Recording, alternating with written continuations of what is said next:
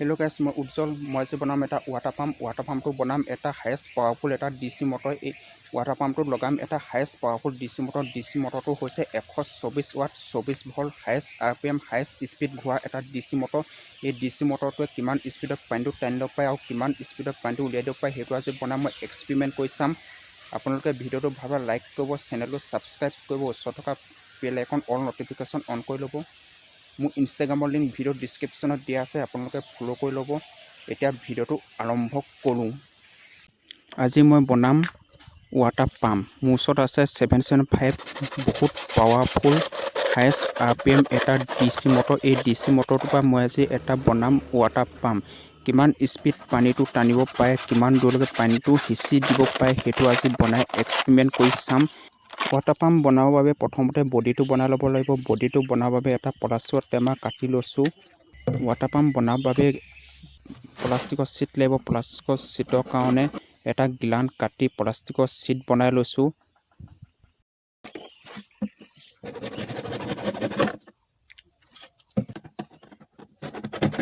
মই এই ভিডিওটো এক্সপেৰিমেন্টৰ কাৰণেহে বনাইছোঁ মই এই ভিডিওটো আজি এক্সপেৰিমেন্ট কৰি চাম মোৰ ওচৰত আছে 775 বহুত শক্তিশালী আৰু বহুত আৰপিএম হাইয়েষ্ট স্পীড এটা ডিসি মটৰ এই ডিসি মটৰটোৱে পানী কিমান স্পীড টানিব পাৰে আৰু কিমান দূৰলৈকে পানী হিচি দিব পাৰে সেইটো আজি এক্সপেৰিমেন্ট চাবৰ কাৰণেহে এই ভিডিওটো মই বনাইছোঁ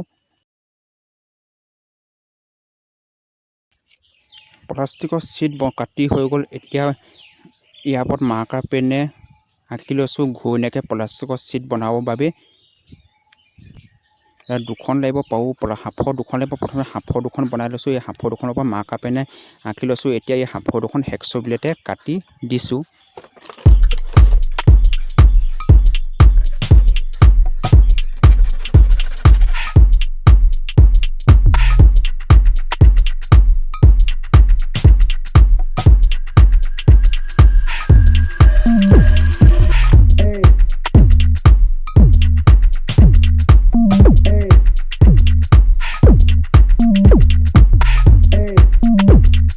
এইটো হৈছে 775 ডিসি মটৰ এই ডিসি মটৰটো 124 watt highest RPM highest powerful DC motor প্লাষ্টিকৰ শীটখন গজালে ফুটাবলৈ লৈছোঁ মটৰটো সোমাবৰ বাবে তাৰপিছত মাৰ্কাৰ পেনে জোখ দি এখন ব্লেডে ফুটাটো ডাঙৰ কৰি দিছোঁ তেতিয়া মটৰটো ভালকৈ খাপ খাই সোমাই যাব তাৰপাছত এই প্লাষ্টিকৰ শীটখন মটৰটোৰ জোখত স্ক্ৰু মাৰিবৰ বাবে প্লাষ্টিকৰ শীটখনত গজালে ফুটা উলিয়াই লৈছোঁ তেতিয়া প্লাষ্টিকৰ শীটখন মটৰটোৰ লগত ভালকৈ ফিটিং হৈ যাব স্ক্ৰু মাৰি দিম তেতিয়া ভালকৈ ফিটিং হৈ যাব ৱাটাৰ পাম্পত পানী টানিবৰ বাবে পাইপ লাগিব পাইপৰ কাৰণে পিন কাটি পাইপ বনাই লৈছোঁ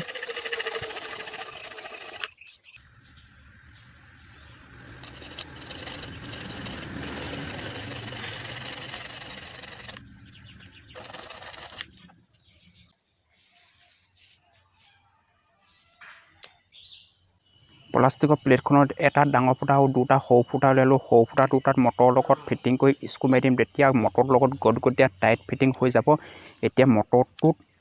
লগাই প্লাষ্টিকৰ প্লেটখন স্ক্ৰু মাৰি দিছোঁ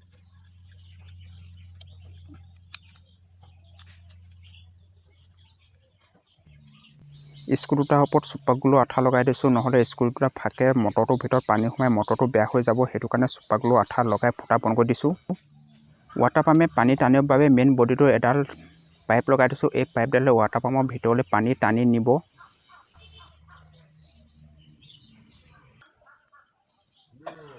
এই শীটখনত ফুটা উলিয়াই লৈছোঁ এই ফুটাটো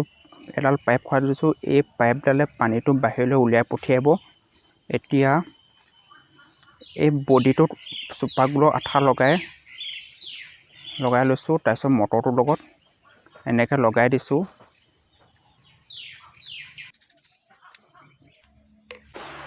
পানী টানিবৰ বাবে ৱাটাৰ পাম্পত এটা চকৰি বনাই ল'ব লাগিব চকৰি বনোৱাৰ বাবে প্লাষ্টিকৰ শীটখনৰ মাৰ্কাৰ পেনে জোখ দি লৈছোঁ তাৰপিছত কাটি চকৰিটো বনাব লাগিব এই চকৰিটোৱে পানীটো টানি আনিব আৰু পানীটো বাহিৰলৈ উলিয়াই দিব এতিয়া চকৰিটো বনাই এতিয়া হেক্সো ব্লেডে চকৰিটো এনেকৈ কাটি আছোঁ চকৰিটো মটৰটোত লগাবৰ বাবে চকৰিটোৰ মাজত গজালেৰে ফুটা উলিয়াই লৈছোঁ মটৰটোৰ ভিতৰত পানী নোসোমাবৰ বাবে মটৰটোৰ ওপৰত ৰবৰ অকণমান লগাব লাগিব চুপাৰগ্লু আঠা লগাই চাইকেলৰ টিউব অকণমান কাটি ইয়াত লগাই দিছোঁ তেতিয়া মটৰটোৰ ভিতৰত পানী নোসোমায় পানী সোমালে মটৰটো বেয়া হৈ থাকিব। এডোখৰ PVC পাইপ লৈছোঁ, PVC পাইপ কাটিছোঁ, কাটি PVC পাইপৰ 8 টুকুৰা কৰিব লাগিব। 8 টুকুৰা কৰি পানী টনাৰ কাৰণে যিখন চকৈ ব্যৱহাৰ কৰিম সেই চকৈখনত PVC পাইপৰ টুকুৰা লগাব লাগিব।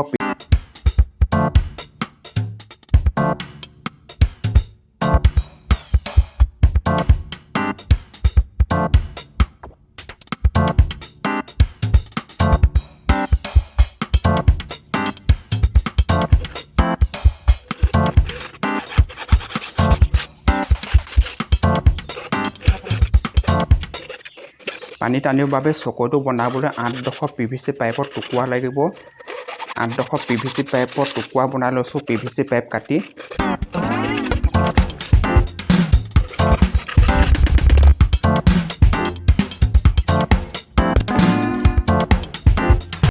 PVC পাইপৰ টুকুৰাকেইডোখৰ এতিয়া চকৈটো বনাই আছোঁ। এই চকৈটো এই চকৈটো যেতিয়া ঘূৰিব তেতিয়া বায়ু চাপে পানীটো ৱাটাৰ পাম্পৰ ভিতৰলৈ টানি আনিব আৰু বহুত স্পীডত পানীটো বাহিৰলৈ উলিয়াই দিব। এতিয়া চকৈটো সম্পূৰ্ণ বনাই হৈ গ'ল। এতিয়া এই চকৈটো চোপাগোলৰ আঠা লগাই মটৰটোৰ লগত ফিটিং কৰি দিম।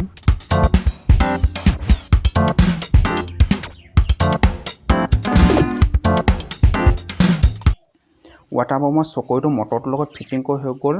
এতিয়া চোপাগোলৰ আঠা লগাই তাৰ ওপৰত ঢাকনখন মাৰি দিম। ঢাকনৰ ওপৰত এডাল পাইপ লগাই থোৱা আছে। এই পাইপডালে বাহিৰলৈ পানীটো স্পীডত উলিয়াই দিব। এতিয়া কমপ্লিট বনাই হৈ গ'ল। ৱাটাৰ পাম্পৰ প্লাষ্টিকৰ ছিটকেইখনত সূতাই মেৰিয়াই সূতাৰ ওপৰত চোপাগোলৰ আঠা লগাই ভালকৈ লগাই দিছোঁ। ৱাটাৰ পাম্পটো ভাগি নাথাকিবৰ বাবে মটৰটো বহুত পাৱাৰফুল, সেইটো কাৰণে ভাগি নাথাকিবৰ বাবে চোপাগোলৰ আঠা লগাই সূতাৰ লগত লগাই দিছোঁ। ৱাটাৰ পাম্পৰ মেইন বডিটোৰ লগতো PVC পাইপৰ টুকুৰা কাটি লগাই দিছোঁ ৱাটাৰ পাম্পটো ভাগি নাথাকিবৰ বাবে। এতিয়া ৱাটাৰ পাম্পটো এক্সপেৰিমেণ্ট কৰি চাওঁ ৱাটাৰ পাম্পটো কিমান পাৱাৰ, কিমান আঁতৰলৈকে পানীটো সিঁচি দিব পাৰে। 3, 2, 1।